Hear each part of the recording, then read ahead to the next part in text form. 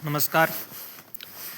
आज का विषय हमने लिया है मेष लग्न के सप्तम भाव में बुध का फल। यानी कि आपकी जन्म पत्रिका मेष लग्न की है और सप्तम भाव में बुध स्थित है स्वयं। तो यह वीडियो आपके लिए थोड़ा शोध का विषय बनेगा, अपने ऊपर शोध का विषय बनेगा। जैसा कि जितना मैं अध्ययन कर पाया हूँ, जितना मैं सोच पाया हूँ इस विषय को लेकर के, ज्योतिष के विषय को लेकर के, उतना मैं आपको बताने का कष्ट करूंगा या प्रयास करूंगा। कष्ट तो नहीं कहूंगा, लेकिन प्रयास ही कर सकते हैं। तो आज का विषय है मेष लग्न के सप्तम भाव में बुध का क्या परिणाम देखने को मिलता है। सर्वप्रथम, जैसा कि श्रृंखला चल रही है, तो आप अभी मेरे यूट्यूब चैनल पर नए हैं तो यूट्यूब चैनल को सब्सक्राइब और वीडियो को लाइक और अपने दोस्तों को शेयर अवश्य कीजिएगा। यहाँ आज हम बात कर रहे हैं मेष लग्न के सप्तम भाव में बुध की राशि, बुध का फल। बुध यहाँ पे तुला राशि में रहते हैं। तुला राशि बुध की मित्र राशि है, लेकिन बुध इस मेष लग्न, क्योंकि मेष लग्न के स्वामी मंगल होते हैं, मंगल के और बुध में मित्रता नहीं है। इसी कारण मेष लग्न में बुध तृतीय भाव के स्वामी और षष्ठ भाव के स्वामी बन जाते हैं। और महर्षि पाराशर जी कहते हैं पतयः तृषडायानाम यदि पाफल प्रदा, तृषडाय पति तो पाफल प्रद है। और वो सप्तम भाव में जाकर के बैठे हुए हैं।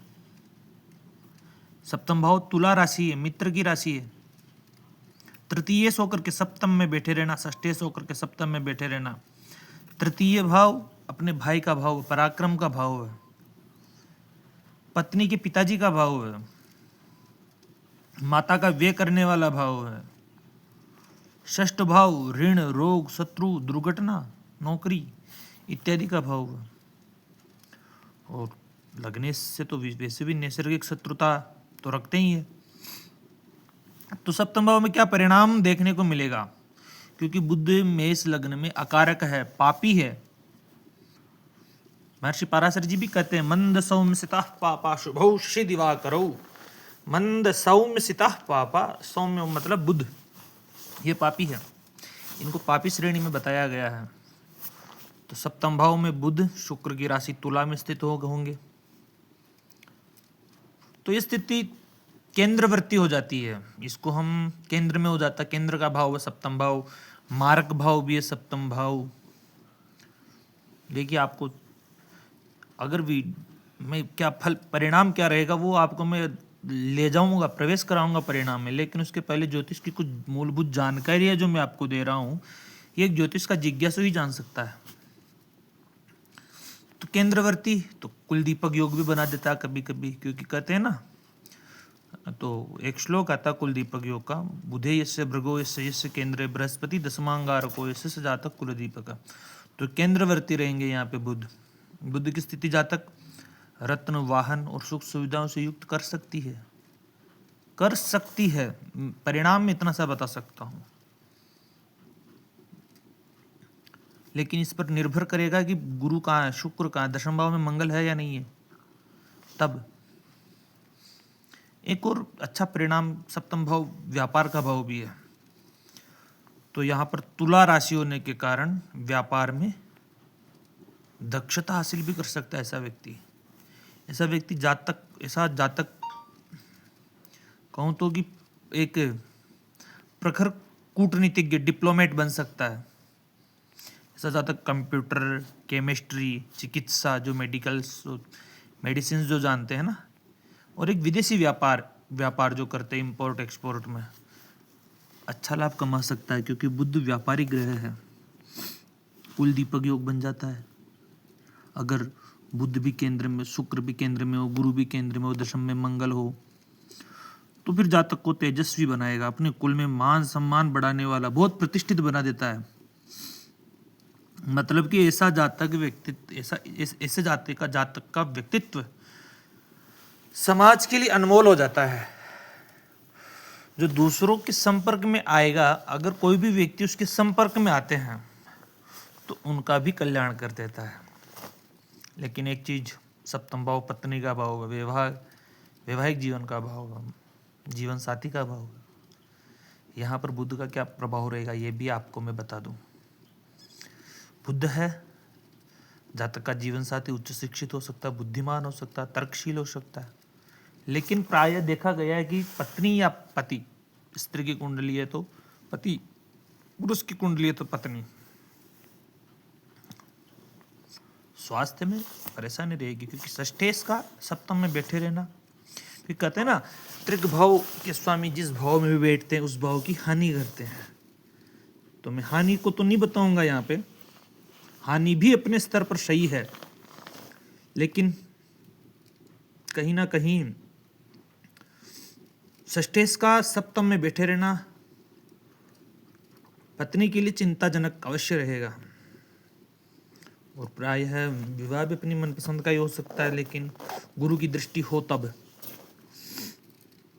क्योंकि यहाँ पे बुध है और तो बुध होने के कारण जीवन साथी का स्वभाव भी थोड़ा अत्यंत तो नहीं कहूँ, जीवन साथी का स्वभाव विनम्र रह सकता है। ससुराल पक्ष व्यापारिक पृष्ठभूमि संबंध रख सकती है, पत्नी या पति व्यापार करते हो, है ना, तो थोड़ी बहुत जीवन साथी के स्वास्थ्य में परेशानियां यहाँ पे व्यक्त करती है। अब हम बात करते हैं कि बुध यहाँ पर किन किन ग्रहों के साथ में, सभी ग्रहों को लेंगे हम, प्रत्येक ग्रह जैसे सूर्य हो गया, मंगल हो गया, सूर्य चंद्र मंगल, गुरु शुक्र शनि राहु केतु, इन ग्रहों के साथ में बुध क्या परिणाम देगा। युक्ति भी बन जाती है किन्हीं किन्हीं की, भाई अकेला बुध नहीं बैठा हो, किसी के साथ में सूर्य बैठ गया हो, किसी के साथ बुध के साथ मंगल बैठ गया हो, राहु बैठ गया हो, केतु बैठ गया हो, तो इसका भी हम क्रमशः ध्यान रखेंगे कि अब देखते हैं कि सूर्य आकर के बैठ जाए बुध के साथ में तो बुध अस्त हो जाता है। लेकिन यहाँ पर मेष लग्न है, सूर्य को बुध को अस्त हो जाए तो भी बुध अस्त माना नहीं गया शास्त्रों में, कि वो प्रायः अगर सूर्य आकर के बैठ साथ में रहता है तो प्रायः अस्तंगति ही रहता है बुध ज्यादातर। तो सूर्य यहाँ पे नीच राशि के रहेंगे, नीच राशि के रहते सिवाय भी ये बुधादित्य योग का निर्माण करेंगे, पंचमेश और षष्ठेश और तृतीयेश का संबंध बनाएंगे यहाँ पे। तो बुधादित्य योग तो जातक को विख्यात राजतुल्य वैभव प्रदान करने में वो रहेगा, शासन के उच्च पदों पर भी ले जा सकता है। लेकिन फिर बात ध्यान देनी है, सूर्य नीच के हैं, वो दाम्पत्य जीवन में परेशानी स्थिति उत्पन्न करेंगे, व्यापार में घाटा करने का प्रयास करेंगे। नीच भंग होना परम आवश्यक है। नीच भंग कैसे होता है, शुक्र या तो साथ में आकर के बैठे, या लग्न में बैठे, या चंद्रमा से केंद्र में हो। नीच स्थिते जन्मनीय ग्रह स्यात् तद राशिनाथो पिवात दुच्चनाथ है, या तो उसका उच्चनाथ शनि चंद्रमा से केंद्र में हो, या लग्न से केंद्र में हो, या शुक्र लग्न से केंद्र में हो, या चंद्र से केंद्र में हो। तब यदि ऐसी स्थिति बनती है तो जातक विख्यात बनेगा, राजपूज्य बनेगा, शासन में उच्च पदों पर अवश्य ही चला जाएगा। यह आप लिख करके रख लीजिए। और यदि ऐसी स्थिति नहीं बनती है तो परिणाम बिल्कुल विपरीत समझ लेना। लेकिन दूसरे ग्रहों पर भी निर्भर करता है। मंद सौम्य सतः पापा शुभोष्ट दिवाकर पंचमेश है, त्रिकोणेश का स्वामी है। तो इसी लग्न में सूर्य बहुत ही शुभ ग्रह हो जाता है। महर्षि पाराशर जी की दृष्टि से पंचम भाव के स्वामी बनते हैं। सप्तम भाव में बैठे हुए नीच राशि के बैठे, प्रेम प्रसंगों में हानि, संतान पक्ष में हानि, शिक्षा में हानि, नीच के होने के कारण। यदि नीच भंग हो जाता है तो संतान पक्ष अच्छा, शिक्षा उच्च शिक्षा के योग, प्रेम प्रसंग अच्छे, पत्नी के स्वास्थ्य अच्छा, पत्नी मधुर संबंध पत्नी से, क्योंकि पंचम भाव प्रेम का भाव स्वामी होकर के सप्तम में बैठा है। तो ये स्थिति बनती है सूर्य के साथ में बुध का बैठे रहना। अब थोड़ा आप चंद्रमा को देखते, चंद्रमा बैठ गए, चंद्रमा सौम्य है, बहुत शीतल शांत मधुर है। तो जातक की पत्नी जो है सौम्य स्वभाव की होगी, सुंदर होगी। सौम्य स्वभाव या कोई चंचल, सौम्य तो रहेगी लेकिन चंचल स्वभाव, तीव्र बुद्धिमान वाली होगी। और चंद्रमा मन का कारक है, बुद्धि का कारक है, तो ज्यादा कल्पनाशील व्यक्ति बन जाएगा। ज़्यादा समय नहीं लूँगा मैं, क्योंकि आप मेरे वीडियो और देख सकते हैं। मैंने वीडियो बना रखे हैं चंद्र और बुध की युति का प्रभाव क्या रहता है, ये आप मेरे वीडियो में देख सकते हो। मैंने वीडियो बना रखा हूँ, आप उस वीडियो को वैसे देख लीजिएगा, चंद्र और बुध की युति क्या परिणाम देती है। लेकिन यहाँ पे चंद्रमा चतुर्थ भाव का स्वामी होकर के सप्तम में बैठा है, चतुर्थ से चतुर्थ भाव में, तो प्रॉपर्टी का अच्छा योग बना सकता है। आगे देखें, मंगल सप्तम भाव में बुध के साथ में मंगल मांगलिक प्रभाव लेकर के बैठेगा। लग्नेश है, अष्टमेश है, अष्टमेश का दोष नहीं लगता है। न रंध्रे सत्व दोषस्तु सूर्य चंद्रमसुर भवेत, सूर्य और चंद्रमा को भी नहीं लगता है, लग्नेश को भी नहीं लगता है, क्योंकि मेष लग्न में अष्टमेश ये हो जाता है, तुला लग्न में शुक्र हो जाता है, इन दोनों को भी अष्टमेश का दोष नहीं लगता है। तो लेकिन मांगलिक तो बनेगी जन्म पत्रिका। लग्नेश और षष्ठेश की युति जातक के स्वास्थ्य में परेशानी, खुद के स्वास्थ्य में परेशानी और कठोर परिश्रम में बना देती है, सफलता मिलती है। और विवाह भी करो तो मांगलिक लड़की से ही करे तो अच्छा है। मंगल और बुध की युति पर भी मैंने वीडियो बना रखा है, आप अवश्य देखिएगा। मैं वीडियो पहले भी बना रखा हूँ इनके, तो उन वीडियो को भी आप अवश्य देखिएगा। तो आपको मंगल और बुध की युति दोनों परस्पर शत्रु ग्रह, वैचारिक मतभेद इनके उत्पन्न होते हैं, क्योंकि बुद्ध बुद्धि का कारक है, मंगल जोश का कारक है। मंगल कहता है कि करो, बुद्ध कहता है कि रुको, सोचो, पहले देखो तो सही करना है नहीं करना है। मंगल नहीं सोचता है। ऐसे जातक किस क्षेत्रों में जा सकता है, क्या कर सकता है, ये मैंने वीडियो में बहुत पहले ही बता रखा हूँ। आप उन वीडियो को देखोगे तो उसमें बहुत अच्छे से आप समझ पाओगे, क्योंकि मैं यहाँ पे फिर वापस वही चीज़ें बताऊँ तो फिर अच्छा नहीं लगेगा, है ना। तो आप उन वीडियो को अवश्य देखिएगा। मंगल और बुध की युति का फल तो सफलता मिलती है, परंतु वैवाहिक विचारों में भारी मतभेद होने की संभावना रहेगी। पत्नी मांगलिक मिले तो बड़ी श्रेष्ठतम बात है ना। मांगलिक से मांगलिक दोष परिहार हो जाना चाहिए, या फिर वहाँ पर अगर स्त्री है तो पुरुष की कुंडली में मंगल या उसके समवत तादृशी भवे, उसके समान मंगल राहु केतु स्थित हो तो मांगलिक दोष प्रभाव खत्म हो जाता है। अब अपन विचार करते हैं गुरु, बुध और गुरु की युति बड़ी अच्छी युति है। भाग्येश का सहयोग मिल रहा है सप्तम भाव को। मंद सौम्य सिता पावा शुभो गुरु दिवाकरो पाठांतरों में आता है। गुरु भाग्येश है, वेश भी है, वेश का दोष नहीं लगेगा। न दिशे, क्योंकि लग्नाद वेद्वितीय सो परेशान साहचर्यतः स्थानांतरान गुण्येन भवतः फलदायको। महर्षि पाराशर जी की पाराशरी में श्लोक दे रखा है। भाग्यशाली हो जाती है। शुक्र की राशि शत्रु राशि है, भाग्यश का अपने से लाभ भाव में बैठे रहना भाग्यशाली तो बनाता ही है। जातक और पत्नी दोनों ही भाग्यशाली हो जाते हैं। यहाँ पे तो मैं कहूँगा पत्नी धार्मिक, पतिव्रता और घर को संभालने वाली होती है इसे जातकों की। कुल दीपक योग भी बन जाता है। यहाँ पर बड़ी अच्छी युति है। बुद्ध और गुरु की युति आप मैं वीडियो बनाऊंगा, उसको देख लेना आप। मैं वीडियो हर विषय के बनेंगे, आप उसको भी देखना एक बार। अब आगे बात करते हैं, बुद्ध के साथ में यदि शुक्र स्थित हो तो क्या परिणाम देखने को मिलेंगे। शुक्र यहाँ पर तुला राशि का स्वगृह होकर के बैठेगा, केंद्र में बैठेगा, स्वगृह होकर के बैठेगा, तो पंचमहापुरुष योग में से मालव्य योग का सृजन करेगा। पंचमहापुरुष योग बना देता है। इससे साथ पंचमहापुरुष योग का मतलब आप समझो कि बड़ा श्रेष्ठतम राजयोग, ऐश्वर्यशाली बना देता है। और पत्नी को तो अपूर्व सुंदरी, शुक्र है अपूर्व बुद्धिमान। शुक्र और बुद्ध की युति को लक्ष्मी नारायण योग से भी जाना जाता है। बहुत धनवान युति बना देती है। धनेश सप्तम भाव में आकर के बैठा हुआ है, स्वगृह, पत्नी से लाभ दे सकता है। प्रभावशाली व्यक्तित्व रहेगा निसंदेह।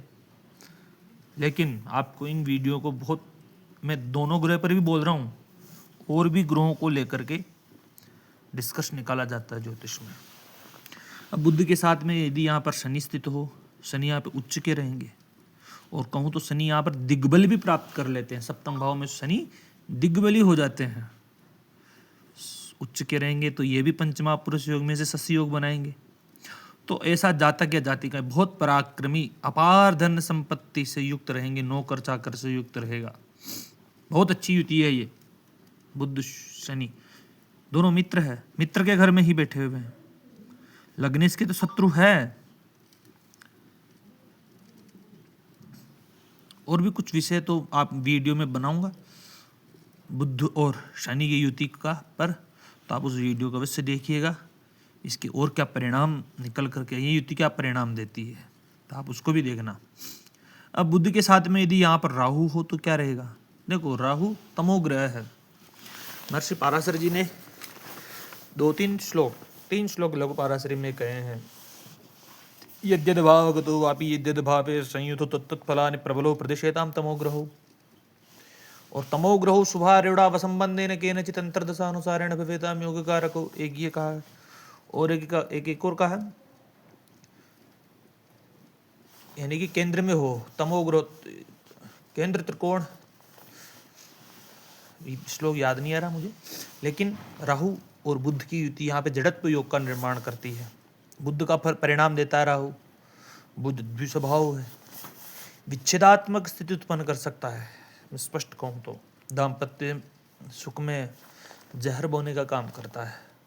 तलाक कर सकता है, अलगाव की उत्पत्ति, अलगाव कर सकता है, या जीवन साथी की अकाल मृत्यु का भय भी उत्पन्न कर सकता है। तो यह युति मैं कहूँगा कि श्रेष्ठतम युति नहीं रहेगी बुध और राहु की। बुद्धि में विकार उत्पन्न करना, गलत फहमी, गलत शंका, गलत आचरण, बुद्धि ही विकृत हो जाएगी। तो ऐसा चाहते हैं जिसके पास बुद्धि विकृत है उसको क्या हाथ लगेगा इस संसार में। मेरी बात को एक और ध्यान रखना, मैं जो बोल रहा हूँ दोनों ग्रहों के आधार पे बोल रहा हूँ। बाकी ग्रह क्या कहते हैं उसके बारे में अलग विषय है वो, तो बाकी बात करते। बुध और राहु की युति पर भी मैं वीडियो बनाऊंगा, आप उस वीडियो को भी वैसे देखिएगा कि क्या परिणाम प्रदान करती है जातकों को बुध और राहु की युति।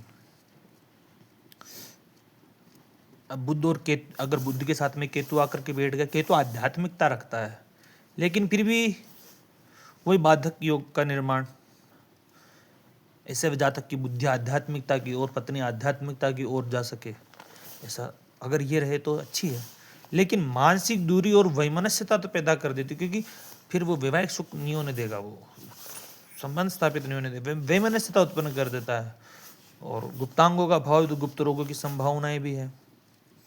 तो यह है आपके सप्तम भाव में बुध की स्थिति का जो परिणाम, जो ये वीडियो बनाया हूँ, ये आपके सप्तम भाव में बुध की स्थिति के वीडियो है। यदि सप्तम भाव में बुध के साथ विशेष गुरु अगर कुछ ग्रह और हो तो बहुत असाधारण युति मैं कहूँगा। वो कौन कौन से ग्रह है। मंद सौम्य सता पापा शुभ श्री दिवाकरो, मंगल हो, यहाँ पे गुरु हो, बुध शुक्र सूर्य गुरु मंगल, तो जातक राजा के समान सुख भोगता, शासन प्रशासन में उच्चाधिकारी बन जाता है। चंद्रमा भी आ जाए तो सूर्य चंद्र नवमेश, पंचमेश, चतुर्थेश, भाग्येश, लग्नेश, क्या बात बताऊं। अगर इतने ग्रह आकर के बैठे तो बड़ा नेता बन जाता है, आजीवन सुख भोगेगा, लाल बत्ती की वाहन में घूमता रहेगा, है ना। सावधानियां इतनी ही बरतनी है कि पत्नी का स्वास्थ्य का ध्यान रखे। यदि बुध सप्तम भाव में, शुक्र छठे भाव में चला जाए अगर यहाँ का स्वामी, तो फिर तो स्थायी रूप से रुग्ण बीमार कर ही देगा। यह योगग्रस्त सुख में कमी ला ही देता है। इसके मैं उपाय जो बता देता हूँ आपको, रेमेडीज क्या करनी है।